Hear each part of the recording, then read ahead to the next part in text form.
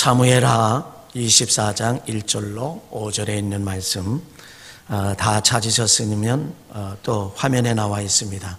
우리 한음성으로 함께 보도록 하시겠습니다. 여호와께서 다시 이스라엘을 향하여 진노하사 그들을 치시려고 다윗을 격동시키사 가서 이스라엘과 유다의 인구를 조사하라 하신지라.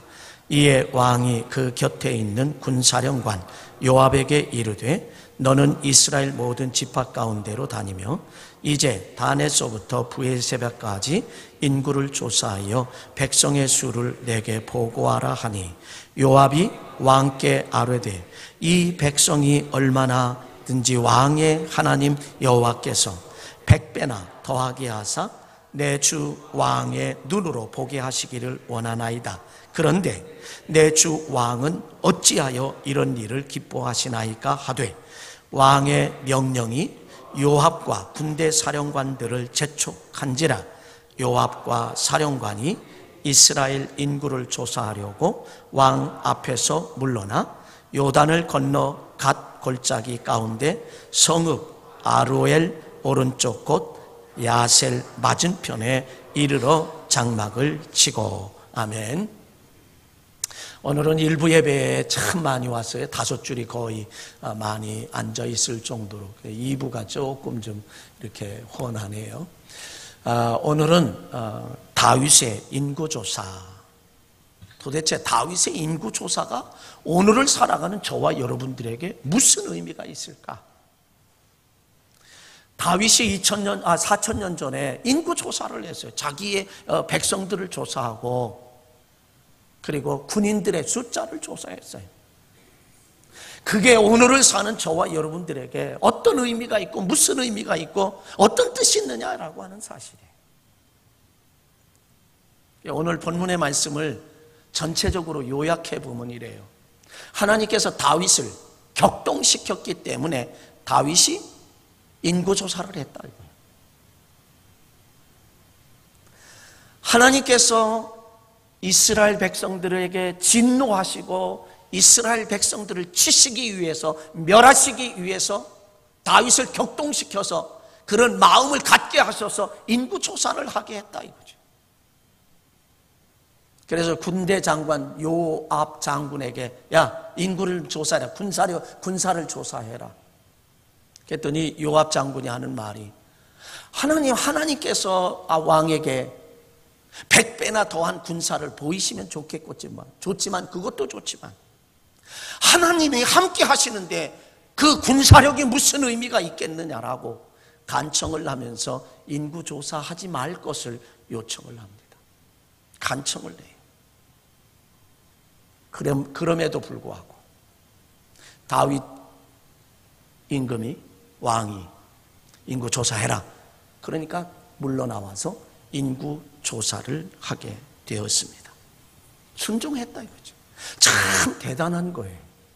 간청을 해서 이것은 하나님이 우리와 함께 하시는데 왜 군사를 계수하느냐 말이죠. 직언을 했음에도 왕이 변함이 없으니까 나와서 잘못된 것임을 알면서도 순종하는 그런 이 요압 장군의 모습. 현대를 살아가는 우리들에게 의미를 부여해 주고 있죠. 그러는 가운데 결국에는 오늘 다 읽지는 않았습니다만 10절에 있는 말씀에 가보면 다윗이 후회하고 잘못했노라고 하나님 앞에 고백하며 회개하는 그런 모습. 그래서 그 결과를 통해서 7만 명이라고 하는 이스라엘 백성들이 죽음을 당합니다. 오늘의 이 시대에 70억, 80억을 헤아리는 세계 인구가 있지만 여러분 4,000년 전에 인구 7만 명이라고 하면 이거 어마어마한 숫자예요. 다윗 한 사람 때문에, 지도자 한 사람 때문에 백성 7만 명이 죽었습니다. 뭐 때문일까요? 다윗의 교만 때문에 그렇습니다. 그러므로 오늘은 저와 여러분이 이 세상을 살아가는 저와 여러분은 겸손해야 한다는 거예요. 겸손해야 한다는 거예요. 이게 오늘 본문에 여러분에게 요약을 드리는 핵심의 내용들입니다. 그래서 저는 이것을 자세히 한번 살펴보도록 합니다. 첫째는 하나님께서 다윗을 격동시켰다라고 1절에 그렇게 말해요. 1절 말씀을 보면 하나님이 다시라고 하는 표현을 써요. 다시 이스라엘에게 진노하셔서, 다시 이스라엘 백성, 하나님의 백성들에게 진노하셔서 그들을 치시려고, 멸하시려고, 징계하시려고, 징벌하시려고 다윗의 마음을 격동시켰다. 격동시켰다라고 하는 말을 이제 공동번역에서는 마음을 품게 했다. 다윗으로 하여금 인구조사할 마음을 품게 하셨다는 거죠. 닭이 유정란인 계란을 품에다 어미닭이 품고 20일이 되면 삐약삐약하고 병아리가 나오듯 사람의 마음에도, 사람의 생각에도 그런 마음을 품게 되면 그것은 입으로 나오고, 입으로 나온 말은 행동으로 옮겨져서 그것이 성공도 하고 실패도 한다는, 우리가 어떤 마음을 갖느냐라고 하는 것은 인생에 있어서 너무너무 중요합니다. 그 마음을 품게 하셨다. 인구조사하는 것, 군사력을 조사하는 것, 군사력을 정비하는 것, 이거는 하나님 앞에 징벌을 받을 일이고 하나님의 치실 일임에도 불구하고 하나님이 다윗을 그런 마음을 주시는 격동케 하셨다라고 하는, 그 마음을 품게 하셨다라고 하는 것은 하나님이 그들을 징벌하시기 위해서, 치시기 위해서, 누구를요? 이스라엘 백성들을 말입니다. 마치 하나님께서는 애굽에서 430년 동안 종살이를 하고 힘들은 그들이 부르짖을 때에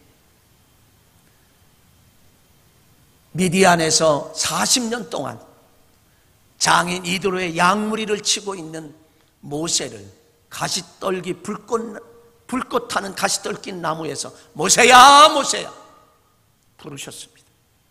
내가 선 곳은 거룩한 땅이니 내 발에서 신을 벗으라. 내가 의지하던 신발, 그 사막에서 광야에서 꼭 필요한 신발, 이 세상을 살아가는데 물질이 꼭 필요한 것처럼, 이 세상에서는 건강이 꼭 필요한 것처럼, 이 세상에서는 지식이 꼭 필요한 것처럼 너희들이 의지하던 그 모든 것 내 발에서 벗어라. 그거 벗어버려라. 그리고 내가 너를 불러 지시하는 저 애굽에 돌아가서 바로와 함께 대적하고 이스라엘 백성들을 출애굽시키거라. 그렇게 하셨던 하나님께서는 바로 이제 애굽의 왕인 바로를 향하여 그의 마음을 완악하게 하셔서 하나님의 말씀에 순종하지 못하게 하고 하나님의 말씀에 불순종하게 하나님이 바로의 마음을 완악하게 하셨다라고 하는 거예요. 그 바로의 마음에 이 순종하지 못하게 하는 불순종이라고 하는 것을 마음에 품게 하셨다라고 하는 거죠. 사랑하는 성도 여러분, 이 사실은 오늘의 이 시대에도 저와 여러분들에게 하나님께서 그런 마음을 다윗에게 말씀한 것처럼, 격동시켰던 것처럼 저와 여러분에게도 그런 마음을 주실 수 있다라고 하는 사실.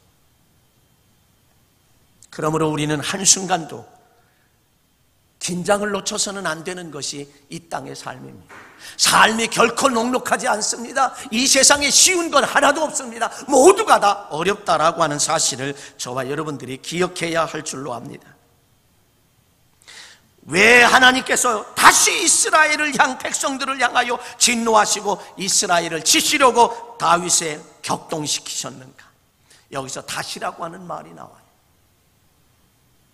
그럼 예전에도 했다는 얘기예요. 예전에도 이런 일이 있어서 하나님께서 그들을 이스라엘 백성들을 징벌하셨고 치셨다라고 하는 이야기. 그게 뭐냐면요, 사무엘하 21장 1절에 가보면 그 내용이 나와요. 사무엘하 21장 1절에 다윗의 시대에 해를 거듭하여 3년 동안 땅에 기근이 있었다. 3년 동안 IMF가 계속되었다. 3년 동안 고통이 계속되었고, 3년 동안 아픔이 계속되었고, 3년 동안 환란이 계속되었고, 3년 동안 안 되고 불통하는 것이 계속되었다라고 다윗의 시대의 말입니다. 그때에 다윗은 여호와께 간구했다, 기도했다라고 하는 얘기. 다윗이 통치하던 시대에 이스라엘에 3년 동안 흉년이 있었으니, 그리고 다윗이 하나님께 간구했어요, 기도했어요, 부르짖었어요. 그리고 하나님께서는 그 원인을 부르짖을 때, 기도할 때 알려주셨습니다. 그 알려주신 내용이 여호수아서 9장 3절로 27절에 나와요. 그 내용은 뭐냐면요, 이런 내용이에요. 하나님께서 모세의 후계자 여호수아를 통해서 요단강을 건너가고, 요단강을 건너서 여리고성을 함락시키고 아이성을 함락시키고 진군하며 그 약속의 땅 젖과 꿀이 흐르는 가나안 땅을 한 부족을 하나씩 몰아낼 때, 거기에 원주민들이 있었거든요. 기브온 족속, 기르가즈 족속, 히위 족속, 이런 족속이 7족속이 있었어요. 하나님께서 다 내몰아라. 근데 그들이, 이스라엘 백성들이, 오합지졸에 불과한 이스라엘 백성들, 애굽에서 430년 동안 종살이만 해서 아무것도 전력을 갖출 수 있는 군사력이라고 하는 것은 아무도 없는 오합지졸에 불과한 이스라엘 백성들, 그럼에도 만군의 여호와 하나님, 전지전능하신 하나님, 무소부지하신 하나님, 능력의 하나님, 모든 그 생사화복을 주관하시는 하나님께서 그들과 함께 하심으로 모든 강대국들을 다 물리치고 오는 모습을 보게 되었다. 젖과 꿀이 흐르는 가나안 땅에 살던 원주민 7족속 가운데 기브온 족속이라는 하는 이 족속들이 너무 두렵고 무서우니까 멀리서 온 것처럼 꾸며서 전대는 다 헐어지게 만들고, 떡에는 빵에는 곰팡이가 나게 만들어서 여호수아를 찾아왔습니다. 우리는 먼 데서 왔는데 우리 화친 조약을 맺으십시다. 평화 조약을 맺자고. 근데 성경은 이렇게 말합니다. 여호수아서 9장에 가보면 성경은 이렇게 말합니다. 여호수아가 여호와께 묻지 않았다라고 말해요. 여호수아가 하나님 앞에 묻지 않고, 하나님 앞에 묻지 않고 덜커덕 자기 생각대로, 자기 마음대로 덜커덕 화친 조약을 맺었어요. 하나님의 이름으로 평화 조약을 맺었다 그런 얘기예요. 하나님께 묻지 않음으로 평화 조약을 맺은 그것 때문에 그 조약을 맺었어요. 그런데요, 이스라엘의 일대 왕인 사울 왕 시절에 사울 왕이 하나님의 이름으로 평화 조약을 맺고 화친 조약을 맺었던 기브온 족속을 죽였습니다. 죽였어요. 여러분 생각해 보세요. 근데 하나님이 이것 때문에 먼저 진노하셔서 이스라엘 백성들을 치셨다라고 하는 거예요. 그래서 이 일을 통해서 하나님이 치셨다라고 하는 거예요. 왜? 하나님의 이름으로 맺은 평화조약, 화친 조약을 깨뜨리고 그들을 죽인 것 때문이라고 말하면서 이게 왜 문제가 되는가? 하나님의 이름으로 맺은 언약을 무시하고 가볍게 여기고 업신여겼다라고 하는 이야기는 다른 말로 하나님을 무시하고 하나님을 가볍게 여기고 하나님을 업신여겼다라고 하는 얘기예요. 그래서 다윗은 기브온 족속의 대표를 부릅니다. 내가 어떻게 속죄하여야, 내가 어떻게 이 죄값을 받아야. 실제로 누가 했어요? 다윗이 한 게 아니에요. 누가 했어요? 사울 왕이 한 거예요.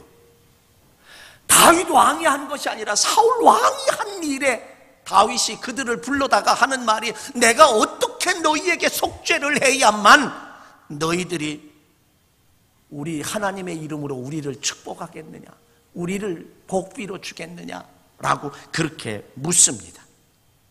그때의 기브온 족속들은 다윗에게 이렇게 말합니다. 우리를 학살하고 이스라엘의 영토에 머무르지 못하도록 모해하고 오해하게 하고 곡해하고 꾀를 써서 남을 해칠 생각을 가지고 있던 자손 7명을 우리에게 주소서. 그러면 그들을 하나님의 이름으로 목매어서 처형을 하고 우리는 원한을 풀겠습니다. 그러니까 다윗이 그들의 7명을 내줘요. 그러므로 기본 족속은 그 원한을 풀고, 그리고 이스라엘 백성들을 위해서 하나님의 이름으로 축복을 합니다. 마태복음 18장 18절에 있는 말씀에 가보면 땅에서 매면 하늘에서도 매일 것이요 땅에서 풀면 하늘에서도 풀리리라. 여러분, 우리가 땅에서 풀고 땅에서 해결해야만 하늘에서도 하나님께서 풀어주시는 줄 믿습니다. 땅에서 매여 있으면 하늘에서도 매여 있겠다라고. 다윗이 그렇게 해서 그들에게 무시할 수도 있지만 하나님께서 이게 바로 첫 번째 일인 것을 우리에게 말씀해 주고 있습니다. 사울의 시대에 잘못한 것을 왜 다윗의 시대에 이렇게 하나님께서 징계하시고 징벌하시는가? 성경적인 근거가 다 있습니다. 출애굽기 20장 5절로 6절에 있는 말씀을 보시면 함께 읽습니다. 함께 시작. 그것들에게 절하지 말며 그것들을 섬기지 말라. 내 하나님 여호와는 질투하시는 하나님인즉 나를 미워하는 자의 죄를 갚되 아비로부터 아들에게로 3, 4대까지 이르게 하거니와 나를 사랑하고 내 계명을 지키는 자에게는 1000대까지 은혜를 베푸느니라. 아멘. 여러분, 아버지가 부모가 잘못했을 때에 그 죄값이 3, 4대에 이르기까지 사울 왕이 잘못한 것을 다윗의 시대에 이렇게 하나님이 징벌하신단 말이에요. 이 땅에서 여러분 잘 살고 부자로 살고 넉넉하게 살고 그래서 자손에게 재산을 물려주고 유산을 물려주는 것, 그것도 좋은 일입니다만 더 중요한 것은 내가 이 땅에서 하나님의 말씀 안에서 바르게 사는 것이 더 중요한 줄로 믿습니다. 왜요? 그것이 1000대까지 은혜를, 하나님은 사랑의 하나님, 하나님은 은혜의 하나님이라 잘못했을 때는 3대 4대까지라고 하지만 그리고 잘했을 때는 1000대까지 은혜를 베푸신다라고 말씀하셨기 때문에 하나님의 말씀은 변함이 없는 진리입니다. 변함이 없기 때문에 진리예요. 하나님은 약속을 반드시 이루시는 하나님인 줄로 믿습니다. 그러므로 여러분들이 하나님 안에서의 이 신앙생활을 바르게 할 때에 절대로 헛되지 않은 줄로 믿습니다. 출애굽기 34장 7절에 가보면 인자를 1000대까지 베풀며 악과 과실과 죄를 용서하느니와 그러나 벌을 면제하지 아니하고 아버지의 악행을 자손 3, 4대까지 보응하리라. 죄악을 3, 4대까지 보응하리라. 전도서 12장 14절 하나님은 모든 행위와 모든 은밀한 일을 선악간에 심판하시리라. 고린도후서 5장 10절에 가보면 우리가 다 반드시 그리스도의 심판대 앞에 나타나게 되어 각각 선악간에 그 몸으로 행한 것을 따라 받으려 함이라. 사랑하는 성도 여러분, 사람은요 마음을 가르칠 땐 여기를 가르치고 생각을 가르칠 땐 여기를 가르쳐요. 장소가 다르잖아요. 엄밀한 의미에서는 마음이라고 하는 것과 생각이라고 하는 것은 달라요. 그런데 통상적으로 마음이 생각이고 생각이고 마음이에요. 그런 면에서 생각을 해보면 인생은 뭐냐? 인생은 마음이고 인생은 생각인 줄로 믿습니다. 사람의 마음과 생각은 인생의 일부가 아니에요. 사람의 마음과 생각은 인생의 전부인 줄로 믿습니다. 마음이 곧 인생이고 생각이 곧 인생인 줄로 믿습니다. 그러기에 요한복음 13장 2절에 가보면 이렇게 말씀을 해요. 마귀가 벌써 시몬의 아들 가룟 유다의 마음에 예수를 팔려는 생각을 넣었더라. 유다의 마음에 마귀가, 악한 사탄 마귀가 유다의 마음에 예수 그리스도를 팔려는 생각을 집어넣었다는, 생각을 집어넣고 그 생각을 품게 되니까, 마음에 품게 되니까 그것이 열매가 맺혀지는데 은 30냥으로 예수님을 팔아버렸잖아요. 결과는 그렇게 나타났다라고 하는 사실이에요. 그래서 사람은 무엇보다도 마음과 생각을 지키는 것이 중요한 줄로 믿습니다. 마음과 생각을 지키는 것에 따라서 성공할 수도 있고 실패할 수도 있고 행복할 수도 있고 불행할 수도 있습니다. 그 인생의 모든 것을 마음과 생각이 좌지우지하고 결정한다 해도 과히 틀린 말은 아니에요. 그러므로 잠언 4장 23절에 있는 말씀에 가보면 무릇 지킬 만한 것보다 더욱 내 마음을 지켜라. 생명의 근원이 이에서 남이라. 사람이 사느냐 죽느냐라고 하는 그 근원이 어디에 있느냐, 뿌리가 어디에 있느냐, 그것이 마음에 있다는 거죠. 그래서 마음을 지켜야 된다는 거죠. 여러분, 건강도 지켜야 되고 미모도 지켜야 되고 주식도 지켜야 되고 가정도 지켜야 되고 직장도 지켜야 되고 사업장도 지켜야 되고 지킬 건 너무너무 많지만 그 가운데 제일은 내 마음을 지켜야 한다라고 하는 사실이에요. 마음 지키라는 거예요. 마음에서 포기하고 생각에서 포기하고 안 된다라고 생각하면 그것으로 더 이상 앞으로 갈 수가 없습니다. 그래서 뭐라고 얘기하는, 공동번역에서는 무엇보다도 내 마음을 지켜라. 그것이 바로 복된 삶의 생각이다라고. 우리 두 번째로 한번 두 번째로 생각해 보면, 다윗은 요압 장군에게 인구 조사할 것을 명령합니다. 그게 1절, 2절 말씀 속에서 보면 돼. 1절 하반절에 가면, 1절에 보면 이렇게, 여호와께서 다시 이스라엘을 향하여 진노하사 그들을 치시려고 다윗을 경노시키사 가서 이스라엘과 유다의 인구를 조사하라 하신지라. 공동번역으로 2절에 있는 말씀에 가보면 쭉 다시 한번 두루 다니며 족속들을 족속의 병적을 조사해서 오라고 말합니다. 명령했지요. 세 번째로는 요압 장군은 다윗에게 간청을 해요. 요압 장군은 다윗에게 간청을 해요. 뭐라고 간청하시는지 아세요? 하나님께서 우리와 함께 하시면 그것으로 됐지, 무슨 군사를 숫자를 세고 군사력을 점검하고 군사력을 증진시키는 거, 이거 필요 없다. 하나님께서 원하시면 100배나 더 많은 군사들을 왕의 눈에 보이게 하실 수 있는 분이다. 지금까지 함께 하셨는데 왜 그 하나님을 의지하지 아니하고 군사를 의지하시렵니까? 왜 하나님을 믿지 아니하고 군사력을 믿으려고 하십니까? 왕이여, 정신 좀 차리라고 요압 장군이 직언을 합니다. 근데 이미 하나님께서 다윗의 마음을 격동시켜서 인구조사할 마음을 품게 하셨으니 끄떡도 안 하죠. 그때 요압 장군은 더 이상 말하지 아니하고 나아가서 인구조사를 합니다.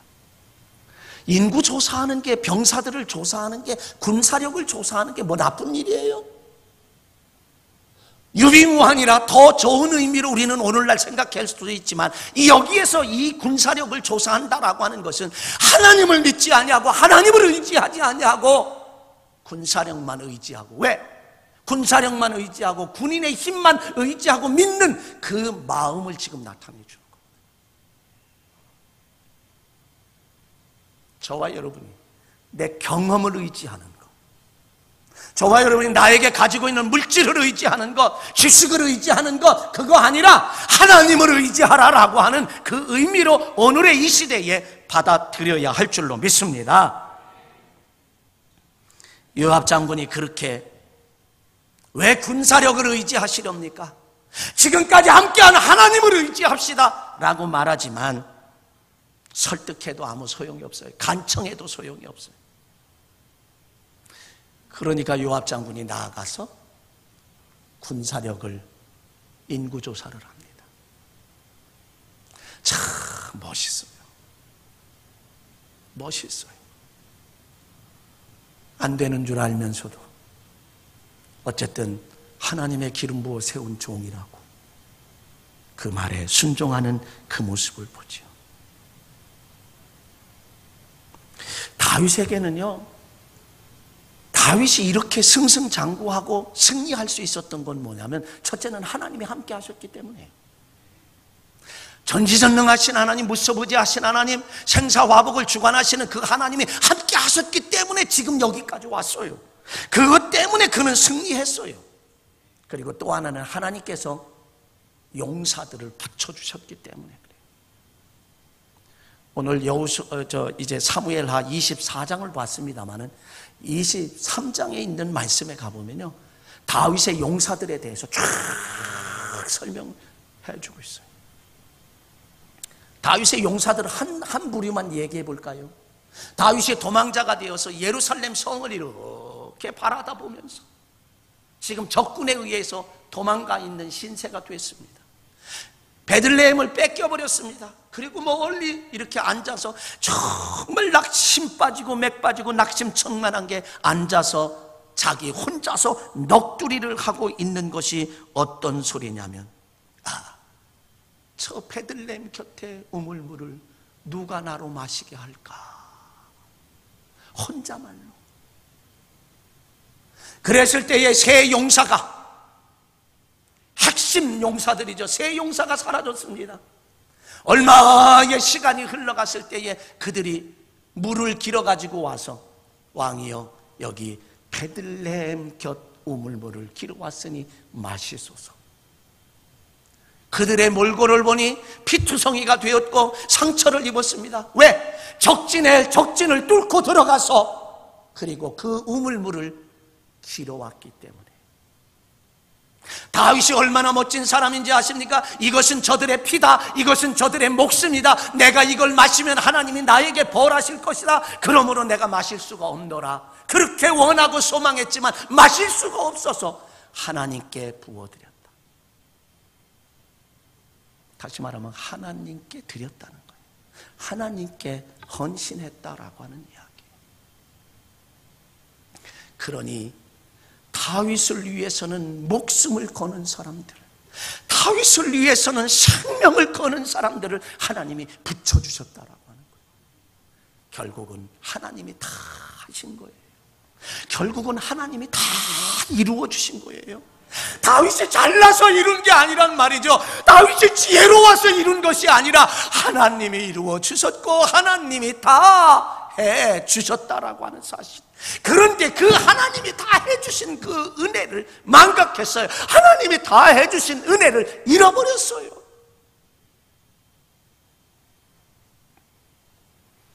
그래서 다윗이 인구조사하는 거예요. 그래서 다윗이 군사를, 그게 뭐냐? 교만이에요. 교만이에요. 그래서 고린도전서 10장 27절에서 그런즉 선줄로 아는 자는 넘어질까 조심하라.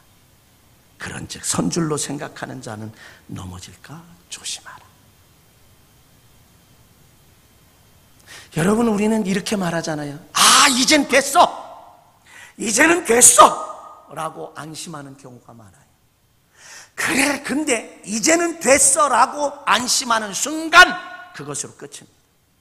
더군다나 우리 그리스도인들은요, 그렇게 하는 순간에 그것으로 끝이에요. 이젠 됐어. 아닙니다. 하나님이 함께 하지 않으면 99.9% 내 계획이 완벽하다 할지라도 마지막 0.00001%라도 하나님이 함께 하지 아니하시면 그것 끝이에요. 여러분, 이 믿음의 세계에서도 대단했던 사람들을 한번 보십시오. 교만한 순간 다 사라졌습니다. 교만한 순간 다 사라져버리고 말았어요.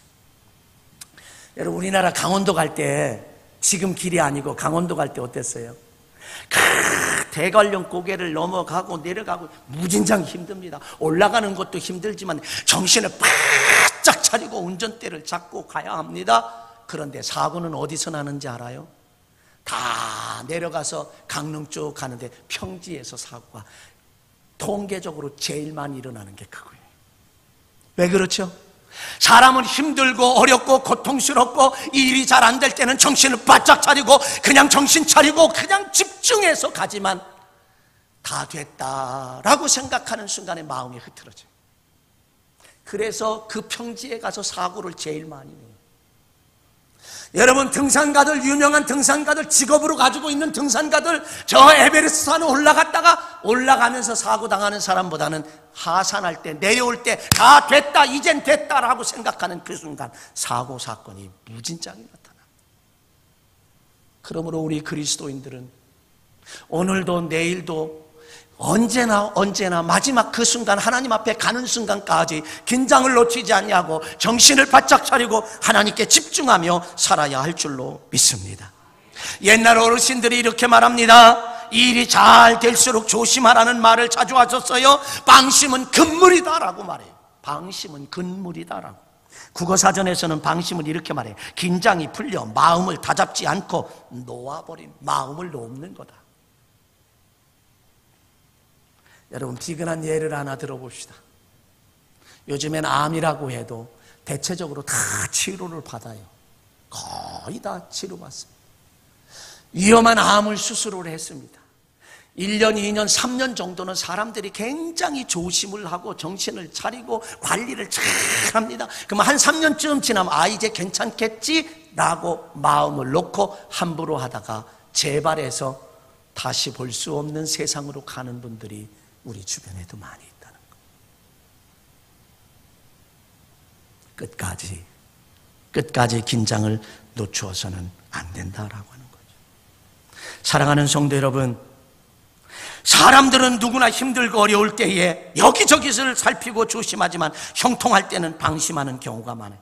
경제적으로 어려울 때, 경제적으로 때로는 어려울 때보다도 형통하고 사업이 잘 되고 잘 나갈 때, 돈 잘 벌 때 더더욱 조심해야 될 때인 줄로 믿습니다. 정신을 이때에 잘 될수록, 형통할수록 정신을 더 바짝 차려야 될 때인 줄로 믿습니다. 이것을 명심하고 또 명심하고 또 명심해야 한다는 거죠. 우리나라는 5,000년 역사, 무궁한 역사를 자랑합니다. 왜 무너졌습니까? 외적의 침입에 의해서도 무너지기도 했지만 실제적으로는 내분에 의해서 무너진 경우, 당파 싸움에서, 4세계 당파 싸움에서 무너졌다 이거죠. 그렇죠. 로마 제국이 왜 무너졌어요?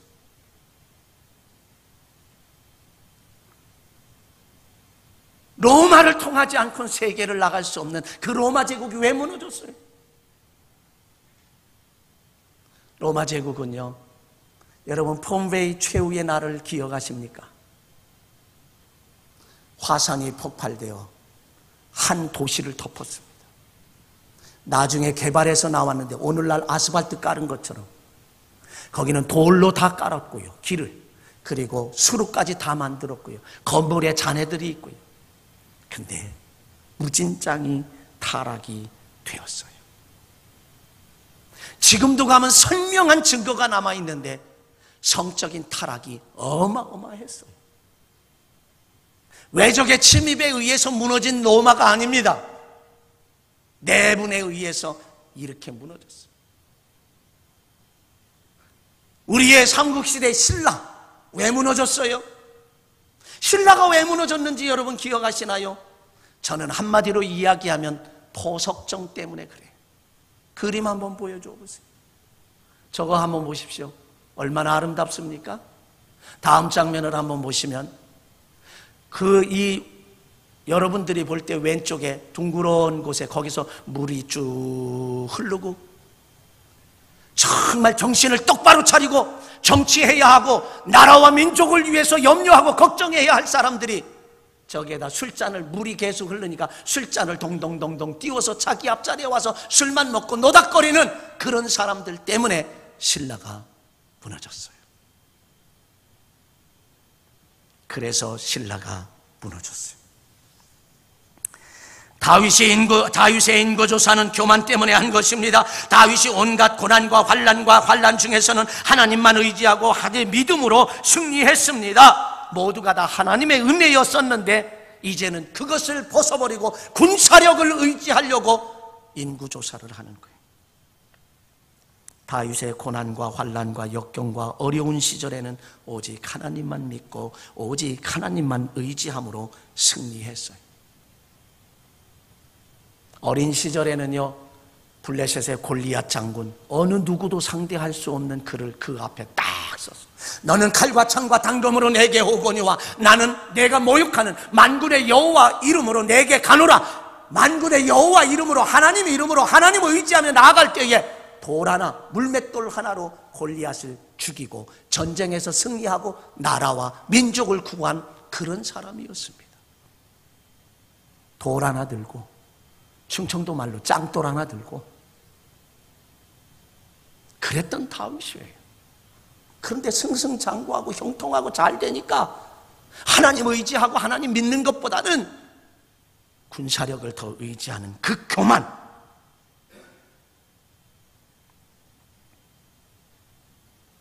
그 교만 때문에 그는 오늘의 이 모습을 보는 거예요. 오늘 본문에서 인구조사를 요압 장군에게 명령했고요, 하나님의 도우심보다 군인의 힘을 더 커 보였기에 군사를 더 믿고 의지하는 교만함에 사로잡힌 것, 일생일대의 가장 큰 실수예요. 성경을 한번 볼까요? 시편 33편 16절에 있는 말씀입니다. 한번 읽습니다. 같이 읽습니다. 시작. 많은 군대로 구원 얻은 왕이 없으며 용사가 힘이 세어도 스스로 구원하지 못한다. 많은 군대로 구원 얻을 왕이 없다 이거죠. 그래서 그리스도인에게 있어서 교만은 실패이고 교만은 파멸이고 교만은 죽음입니다. 근데 이 교만이라는 친구요, 교만이라는 친구는 친구가 아니에요.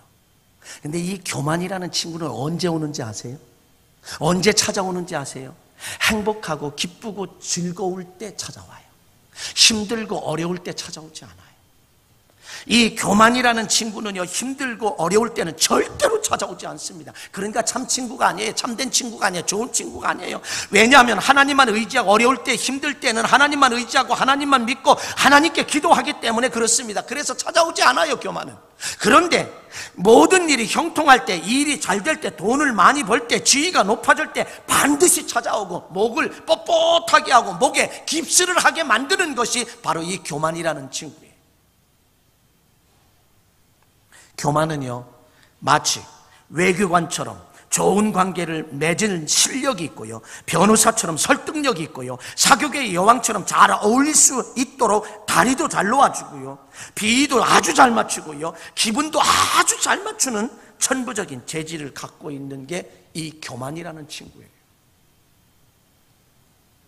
이런 친구는 저와 여러분의 삶 속에서 아예 없기를 주의 이름으로 간절히 축원합니다. 이런 교만이란 친구는 찾아와도 언제 찾아온다고요? 틈을 봐서 잘 될 때, 형통할 때. 그러나 참 친구는요, 어려울 때, 진짜 친구는요, 어렵고 힘들고 슬픔을 당했을 때, 영상 준비해줘요, 힘들고 어려울 때 찾아오는 거예요. 그 친구가 정말 친구인 줄로 믿습니다. 해외 출장 가면서도, 4명의 친구가 해외 출장 가면서도 친구가 슬픔을 당했을 때, 어려움을 당하고 아픔을 당했을 때 모든 것 다 내팽겨치고 그 현장으로 달려가는 친구, 아내가 이혼한다고 해도 친구에게 달려가는, 사업의 계약을 앞두고도 계약을 못할지언정 슬픔을 당한 친구에게 달려가는 그 모습, 마치 손수건처럼 땀을 흘릴 때에 힘들고 어려워 땀을 닦아줄 수 있는 친구, 슬플 때 눈물을 닦아줄 수 있는 손수건과 같은 친구들, 진정한 친구입니다. 좋을 때 가까이 다가오는 친구, 교만과 같은 친구가 아니라 슬플 때 눈물을 닦아줄 수 있고 함께 할 수 있는 친구가 진정한 친구예요. 하나님이 세상을 이처럼 사랑하사 독생자를 주시는 이를 저를 믿으면 멸망치 않고 영생을 얻게 하려 하심이라. 독생성자를 이 땅에 보내시고 십자가에 못 박은 그 하나님, 예수님은 저와 여러분을 위해서 이 땅에 오셔서 자기 몸을 십자가에 죽이면서까지 사랑하신 전지전능하신 하나님, 우리를 처음부터 끝까지 사랑하시는 그 하나님, 나의 최고의 친구가 되시는 줄 믿습니다. 이런 하나님을 다윗은 교만해서, 그 하나님이 지금까지 다 이루어줬고 다 만들어줬는데 그것을 다 잃어버리고 망각해버리고, 그리고 군사력을 준비했으니, 그래서 다윗은 10절에 있는 말씀에 가보면 큰 죄를 범했다고 후회하고 회개합니다. 10절에 보면 이렇게 말합니다. 다윗이 백성을 조사한 후에 그 마음에 자책하고 다윗이 여호와께 아뢰되 내가 이 일을 행함으로 큰 죄를 범하였나이다. 여호와여, 이제 간구하옵나니 나의 종의 죄를 사하여 주옵소서. 내가 심히 미련하게 행하였나이다. 그러나 이미 때는 늦었습니다. 하나님께서는 가 선지자를 통해서 그에게 전하라고 말하면서 이제 이 세 가지 중에 한 가지를 선택해서 벌을 받아야 한다고 말합니다. 여호수아서 24장 13절에 있는 말씀에 가보면 우리에게 그렇게 이야기합니다. 왕이여, 3년 땅에 7년의 기근이 있을 것이고, 또 왕의 원수의 손에서 쫓겨 3달 동안 도망 다닐 것이고, 또 왕의 사흘 동안 전염병이 있을 것이고, 세 가지 중에 한 가지 선택하라 그랬죠. 다윗은 그래도 벌을 받아도 하나님 앞에 받아야 되겠다. 전염병 3일 동안에 있는 동안에 몇 명이 죽은지 아십니까? 7만 명이 죽었습니다. 다윗의 교만 때문에 7만 명의 백성이 죽음을 당했습니다. 이 원리는 오늘을 살아가는 이 시대에도 똑같은 원리라고 하는 사실을 기억해야 합니다. 한 가정의 한 사람이 교만하면 가족이 모두 고통을 당합니다.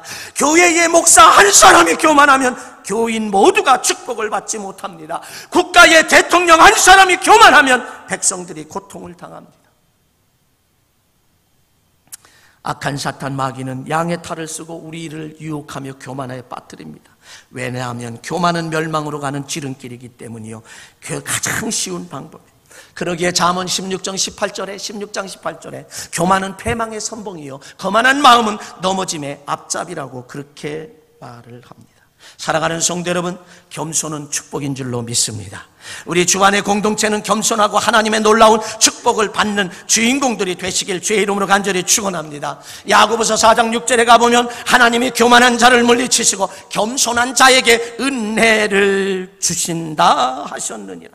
그러므로 우리는 첫째도 겸손해야 합니다. 둘째도 겸손해야 합니다. 셋째도 겸손해야 합니다. 시작도 겸손하고 끝도 겸손하고 처음도 겸손하고 마지막도 겸손할 때에 하나님은 은혜를 주실 줄로 믿습니다.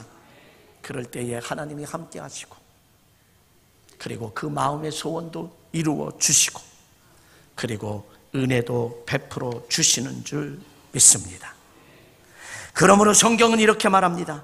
이사야서 57장 15절, 지극히 존귀하며 영원히 거하시며 거룩하다 이름하는 이가 이와 같이 말씀하시되 내가 높고 거룩한 곳에 있으며 또한 통회하고 마음이 겸손한 자와 함께 있나니, 통회하고 마음이 겸손한 자와 함께 있나니 이는 겸손한 자의 영을 소생시키시며 통회하는 자의 마음을 소생시키려 합니다.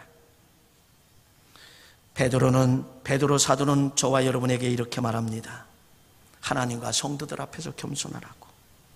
베드로전서 5장 6절로 5절로 베드로전서 5장 5절로 6절에 가보면 젊은 자들아 이와 같이 장로들에게 순종하고 다 서로 겸손으로 허리를 동이라. 하나님은 교만한 자를 대적하시되 겸손한 자들에게는 은혜를 주시느니라. 그러므로 하나님의 능하신 손 안에서 겸손하라. 때가 되면 너희를 높이시리라.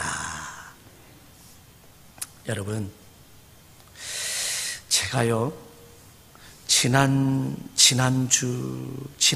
주일날 여러분들이 여기에 앉아서 다 어깨띠를 하고 계신데 40일 총력 집중 전도 선포주일 발대식에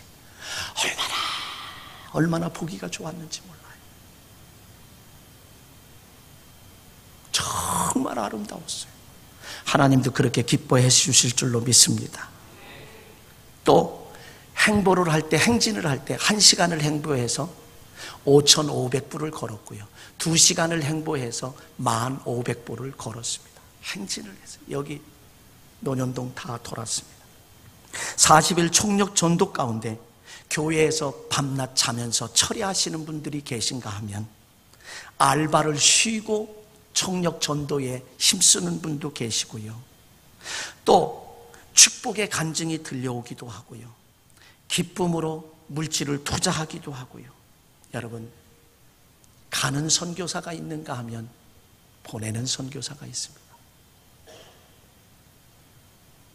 샌드위치, 빵 이런 거 하는데 돈 꽤 들어가더라고요. 교회에서 지출 못해요. 다 개인이 하고 있습니다. 그러면 내가 가지 못할지언정 보내는 선교사는 될 수 있어야 전도헌금을 좀 한번 하셔도 괜찮으리라 생각하고요. 또 어떤 경우에는 기도만 해도 돕는 것이니 하나님의 일을 돕는 것인 줄 믿습니다. 첫째도 겸손하시고 다 겸손함으로 하나님의 은혜를 받는 축복의 주인공들, 간증의 주인공들 되시길 주의 이름으로 간절히 축원합니다.